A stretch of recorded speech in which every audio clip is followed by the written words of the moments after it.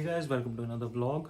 सो यार, आज गलती से जल्दी उठ गए तो मैंने सोचा आप लोगों के लिए एक व्लॉग बनाऊं कार्स के ऊपर, जिसके रिलेटेड काफ़ी मैसेजेस आ रहे थे और कार्स के बारे में काफ़ी इन्फॉर्मेशन आपके साथ शेयर करूं।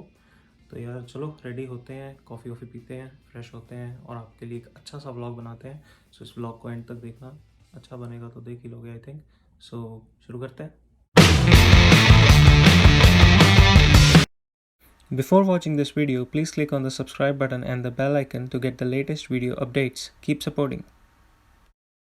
सो गाइज, ये है मेरे रूम से मॉर्निंग व्यू। इंडिया वाले देख के जल सकते हैं अगर जलना चाहे तो, बट मैं अपने रूम से सिर्फ यही आपको दिखा सकता हूँ, क्योंकि अगर मैं आपको अपना बाकी रूम दिखाऊंगा तो शायद आधे से ज़्यादा लोग मुझे अनसब्सक्राइब कर दें। तो जिस दिन रूम को साफ़ करेंगे उस दिन आपको पूरा रूम टूर भी देंगे, बट फ़िलहाल आप जो है ये मॉर्निंग व्यू देख सकते हैं। ये नीचे हमारी कुछ गाड़ियाँ खड़ी हैं, इनके बारे में नीचे जाके डिस्कस करेंगे। सो चलते हैं नीचे। सो फाइनली अब धरती पे उतर आए हैं बैकयार्ड में। और कनाडा में गाड़ियाँ लेने की 3 ऑप्शंस होती हैं और तीनों हमारे पास हैं, कैश, लीज, फाइनेंस। ये वाली आई थिंक चोरी की है पर कभी पूछा नहीं। सो कैश अराउंड 2500 3000, मतलब 1000 से शुरू हो जाती हैं, उसके बाद तो आपका बजट है। लीज़ जो कि रेंटल है, और फाइनेंस जो कि आपकी हो जाएगी 7 साल का लोन उतारने के बाद। सो गाड़ी में बैठते हैं और बातें करते हैं गाड़ियों के बारे में। सो गैस, शुरू करते हैं स्टूडेंट्स का सबसे कॉमन टॉपिक, कार्स। गाड़ी लेने के लिए सबसे पहले सबसे इम्पोर्टेंट चीज़ क्या है? क्या बात है, क्या चीज है पैसा, क्या बात है, क्या चीज है। एग्जैक्टली तो आपका जो बजट है वो सबसे पहले है। ये ज़रूरी नहीं है कि आप स्टडी टाइम में अच्छी गाड़ी नहीं ले सकते या वर्क परमिट में आके ही आपको अच्छी गाड़ी लेनी है। It all depends on your budget. ये सब आपकी सिचुएशन पे डिपेंड करता है, आपकी पॉकेट पे डिपेंड करता है। सपोज़ अगर एग्जांपल लो कि अगर एक स्टूडेंट को अच्छी गाड़ी रखनी है तो बहुत सारी इनकम पे आती है। अगर एक स्टूडेंट 20 घंटे काम करता है तो उसकी 1000 इनकम बन जाती है पर मंथ, और उसको 670 जो है जीआईसी भी आ रही है, तो वो 1600 से 1700 महीने का अर्न कर रहा है, तो वो क्यों नहीं एक अच्छी गाड़ी रख सकता। पॉइंट ये है कि फ़ीस फिर घर से आएगी। अगर वो घर से मंगा सकता है या इतना वो फाइनेंशियली स्ट्रॉन्ग है तो वो एक अच्छी गाड़ी रख सकता है। और वैसे भी नॉर्थ अमेरिका में सबसे अच्छी गाड़ियाँ हैं, लाइक मस्टैंग, चैलेंजर। तो अगर आपका बजट है आप क्यों नहीं रख सकते। हाँ, अगर आपको फ़ीस पे करनी है, वो सब चीज़ें करनी है, तो आप एक कैश गाड़ी लोगे अपने पैसे बचाने के लिए, कि आप कोई गाड़ी उतनी एक्सपेंसिव ना हो, जो आपकी इनकम है, आपकी जीआईसी है वो सेव हो। और एक नॉर्मल गाड़ी से जिसका सिर्फ काम है कि आपको एक जगह से दूसरी जगह लेके जाना, उतना आपका काम कोई भी गाड़ी कर देगी, 500 वाली भी कर देगी। उस पर आप स्किप भी लगा सकते हैं, इनकम भी जनरेट कर सकते हैं, आपके लिए एम्प्लॉयमेंट ऑप्शंस भी बढ़ जाएंगी। उस पर मेरी एक अलग वीडियो है, आप डिस्क्रिप्शन में आपको लिंक मिल जाएगा। बट नॉर्मली ये सब बातें अलग हैं कि आप गाड़ी नहीं ले सकते स्टडी टाइम में। हाँ, उसके जो डिसएडवांटेजेस हैं वो ये है कि स्टडी टाइम में आपको नई गाड़ी कोई नहीं देगा, आपको सेकेंड हैंड लेनी पड़ेगी, जिस पे आपको रेट ऑफ इंटरेस्ट 7% पड़ेगा। नई गाड़ी पे आपको 2-3%, होंडाई की 0% पे भी मिल जाती हैं। तो उसका आपको काफ़ी डिसएडवांटेज है, क्योंकि आपका क्रेडिट स्कोर डेवलप नहीं है तो आपको रेट ऑफ इंटरेस्ट ज़्यादा देना पड़ेगा। आपका ड्राइविंग लाइसेंस रिकॉर्ड नहीं है तो आपकी इंश्योरेंस ज़्यादा पड़ेगी। तो ये सब चीज़ें जो है आपको ज़्यादा पे करनी पड़ेंगी अगर आप स्टडी टाइम में गाड़ी लेते हैं। उसके पीछे रीज़न ये है कि आपके पास सिर्फ 16 महीने का वीज़ा होता है, आई थिंक 16 से थोड़ा 2-3 महीने ऊपर, 17-18 आपकी स्टडी के हिसाब से, तो उतने महीने का आपके पास वीज़ा है। तो कंपनी ये इंश्योर करती है कि अगर 16 महीने बाद आपका वर्क परमिट नहीं आता है तो आपसे वो मैक्सिमम इंटरेस्ट लेगी उतने टाइम में। तो वर्क पे आपको इंटरेस्ट इसीलिए कम मिलता है क्योंकि उनको पता है कि आप 3 साल कहीं नहीं जा रहे, तो 3 साल वो आपसे इंटरेस्ट जो है वो लेंगे ही लेंगे। अब 3 ऑप्शंस पे आते हैं, लीज़, कैश और फाइनेंस। तीनों गाड़ियाँ मैंने आपको दिखा दी हैं। तो ये जो मेरी कार है वो लीज़ पे है, क्योंकि मेरी इतनी ड्राइविंग है नहीं है। लीज़ पे किलोमीटर्स बाउंडेड होते हैं, like 1 lakh kilometres for 5 years जो मुझे मिले हैं। सो एवरेज 20,000 किलोमीटर आपको जो है वो मिल जाते हैं लीज़ की गाड़ी में। लेकिन अगर आप फाइनेंस पे लेते हैं तो वो गाड़ी आपकी है, 6-7 साल उसकी इंस्टॉलमेंट्स दें से। और लीज़ में बेसिकली आप कार को मॉडिफाई नहीं करवा सकते। आप जब गाड़ी रिटर्न करेंगे तो आपकी गाड़ी पूरी चेक होगी, उस पर कोई स्क्रैचेस या डेंटिंग नहीं होनी चाहिए, नहीं तो आपको फ़ाइन पड़ता है। फाइनेंस में पे ऑफ करने के बाद गाड़ी आपकी है, आप उसको तोड़ो फोड़ो, सेल करो, कुछ भी करो, वो आपके हाथ में है। पर ये है कि फाइनेंस पे आपको जो है वो ज़्यादा पैसे देने पड़ते हैं। बाई वीकली में लीज़ आपको सस्ती मिल जाती है। तो लीज़ में ये है कि गाड़ी आपकी नहीं है, ये सिर्फ रेंटेड का एक अच्छा नाम है लीज़, मतलब किराए पे है गाड़ी आपकी 5 साल। गाड़ी चलाओ, वापस करो, ना कुछ लेना ना कुछ देना। जितनी देर चलाओगे उतनी देर के पैसे दे दोगे, उसके बाद आप गाड़ी वापस कर दो। हाँ, उसमें आपको ये ऑप्शंस मिल जाती हैं कि जब आपकी लीज़ ख़त्म होती है उसके बाद आप उसे ओन कर सकते हैं, कि जितनी वैल्यू उसकी पेंडिंग है आप पे करके गाड़ी अपने नाम करवा लो। या फिर ड्यूरिंग द टाइम आपकी लीज़ जब चल रही है, आपको लगता है कि आप ये गाड़ी 5 साल रखना चाहते हैं, तो आप उसे फाइनेंस में कन्वर्ट करवा सकते हो, कि जब आपका फाइनेंस का जो पीरियड है वो ख़त्म होगा तो गाड़ी जो है वो आपकी हो जाएगी। बट लीज़ में ये है कि यार अगर आपको गाड़ी 1-2 साल रखनी है, क्योंकि मेरा लीज़ पे लेने का रीज़न यही था कि मुझे ये गाड़ी 5 साल नहीं रखनी, मुझे 1 साल रख लूँगा, 2 साल रख लूँगा, उसके बाद मुझे चेंज करनी है, इससे एक बेटर वर्जन पे जाना है। तो वो मेरे लिए ईज़ी हो जाएगा कि लीज़ में मैं इसे रिटर्न करके कोई और गाड़ी लीज़ पे ले सकता हूँ या फाइनेंस पे ले सकता हूँ। तो वो मेरे लिए ऑप्शन जो है वो ओपन रहेगा, जो कि फाइनेंस में मुश्किल है, क्योंकि फाइनेंस में भी आप ट्रेड इन करवा सकते हो, लेकिन उसका जो आपका रेट ऑफ इंटरेस्ट है वो अगली गाड़ी पे शिफ्ट होगा और उस पर दोबारा आपको जो है रेट ऑफ इंटरेस्ट पे करना पड़ेगा। तो उसमें थोड़ा लॉस ज़्यादा है as compare to lease. But lease में हाँ वही बाउंडेशंस है, गाड़ी को मॉडिफाई नहीं करवा सकते, गाड़ी आपको अच्छी तरीके से चलानी पड़ती है, प्रॉपर सर्विसिंग करानी पड़ती है। मतलब नटशेल में अगर बात करूं तो उन्हें गाड़ी अच्छी कंडीशन में ही वापस करनी पड़ती है। किलोमीटर्स 20,000। अगर मैं बात करूं कि आपको गाड़ी पे काम करना है तो आपके लिए कैश बेस्ट है, क्योंकि अगर आप लीज़ वाली पे करेंगे तो किलोमीटर जल्दी ख़त्म हो जाएंगे, फाइनेंस वाली पे करेंगे तो गाड़ी डेप्रीशिएट हो जाएगी, कैश वाली तो पहले डेप्रीशिएट है। तो सस्ती गाड़ी लो, उस पर काम करो और पैसे कमाओ। वो आपको नई गाड़ी क्यों ख़राब करनी है। हाँ, अगर आपके पास एक परमानेंट जॉब है तो आपको गाड़ी ऐसे नई गाड़ी से पैसे नहीं बनाने हैं, तो बेटर ऑप्शन है कि आप अच्छी गाड़ी भी रख सकते हैं।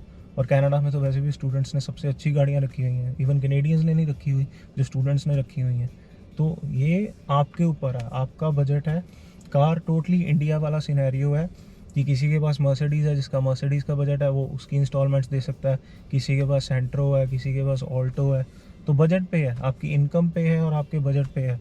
अगर आपको सेव नहीं करना है, सपोज़ मैं आपको एग्जांपल दूं कि वर्क परमिट पे अगर मेरा इस गाड़ी के साथ खर्चा 1500 से 1700 है महीने का, 15 to 1700, ये पंजाबी और या हिंदी और इंग्लिश के न्यूमेरिकल्स में भी प्रॉब्लम आती है। लाइक काउंटिंग भी कई मैंने देखे हैं बच्चे, लाइक 41, 42, 43, 44, 45, 46, 47, 48, तो उसके बाद तो उनकी बस ही हो जाती है।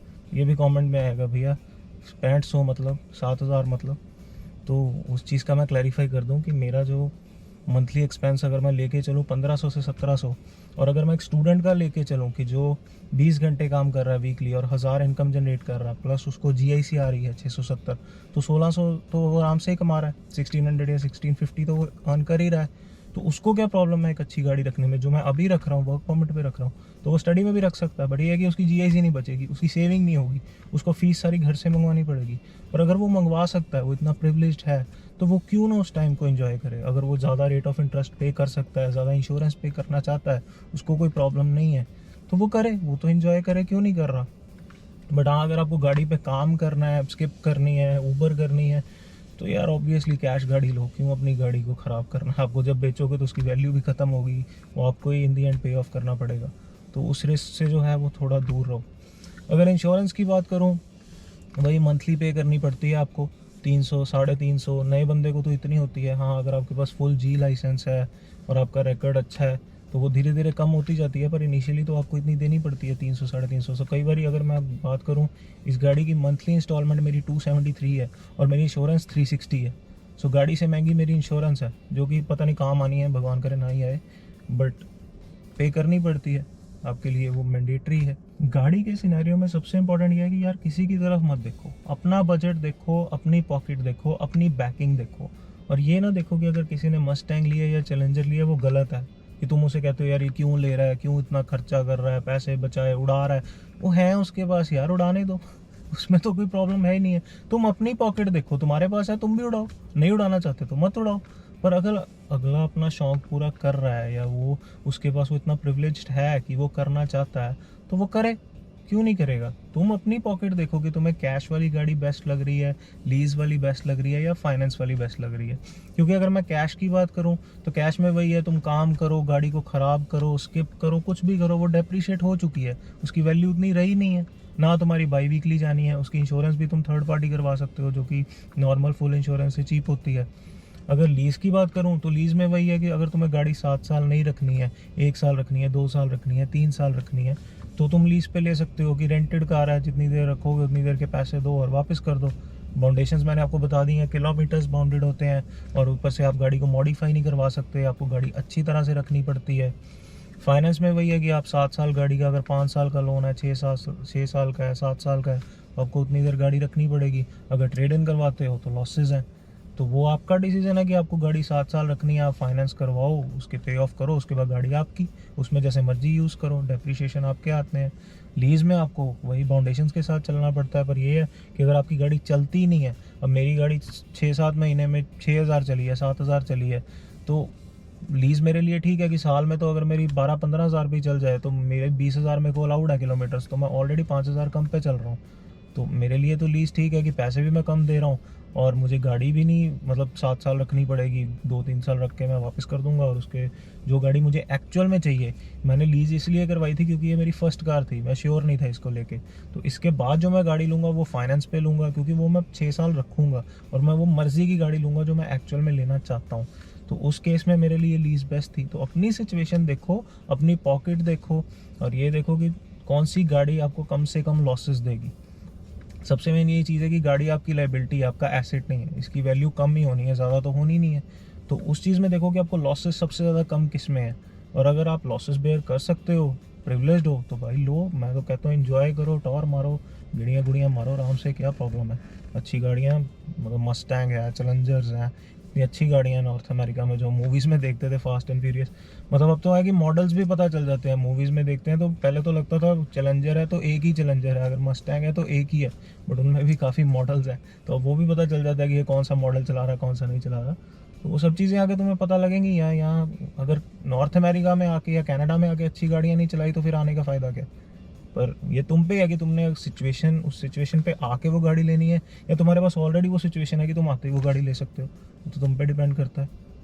सो मुझे लगता है तुम्हारे कार को लेके जो है काफ़ी डाउट्स जो हैं वो क्लियर हुए होंगे।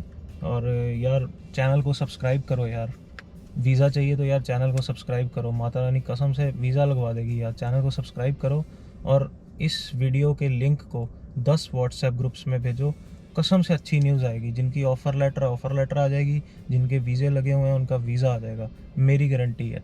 शेयर करो, जितना शेयर कर सकते हो करो। और इस वीडियो के बाद मुझे चैनल पे 3000 सब्सक्राइबर्स पूरे चाहिए, मैंने तुम पे छोड़ दिया है, करवा दो यार, जल्दी करवा दो। और जो सितंबर इनटेक में आ रहे हैं या जो अब मई इनटेक में आ रहे हैं, जल्दी आ जाओ, जिनको मिलना है आके मिल सकते हैं। कोई डाउट्स हैं क्लियर करो, इंस्टाग्राम पे मैसेज करो, वीडियो पे कमेंट करो, वीडियो को अच्छे से शेयर करो। अपना ध्यान रखो और नेक्स्ट ब्लॉग की वेट करो, जल्दी आने वाला है वो भी। God bless you all, thank you so much.